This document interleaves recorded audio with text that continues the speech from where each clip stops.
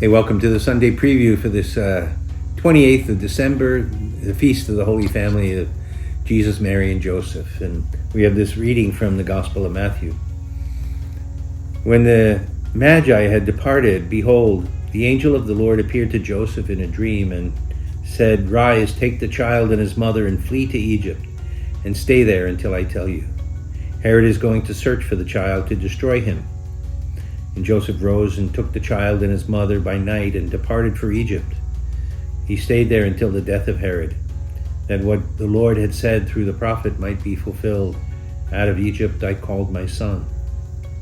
When Herod had died, behold, the angel of the Lord appeared in a dream to Joseph in Egypt and said, "Rise, take the child and his mother and go back to the land of Israel, for those who sought the child's life are dead." He rose, took the child and his mother, and went to the land of Israel. But when he heard that Archelaus was ruling over Judea in the place of his father Herod, he was afraid to go back there. And because he had been warned in a dream, he departed for the region of Galilee.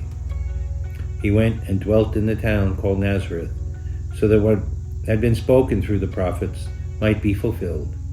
He shall be called a Nazarene. The Gospel of the Lord. Well, this gospel really highlights for us the sense of family of Jesus, Mary, and Joseph, and how Joseph really exercises that role as protector of the Holy Family. He's the man who leads, and he listens to the voice of the Holy Spirit through the angel. And I think that's a key thing for any head of a family, is that we not only have our own ideas and we be strong, that's necessary, but he also be attentive to the Holy Spirit and always in a prayerful spirit of listening and trying to do God's will rather than his own will. And that's the real claim that we have to any kind of spiritual leadership at all, in the church, in a family, anywhere.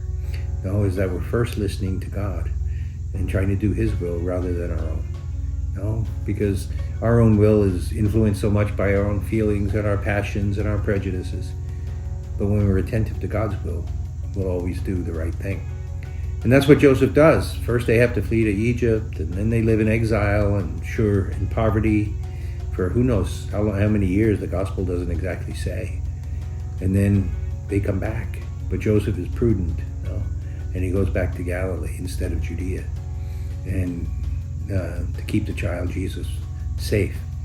And so it's beautiful that Jesus is born into a family. He submits himself to the prudence and the protection of Joseph and Mary, and it's a good model for our families too.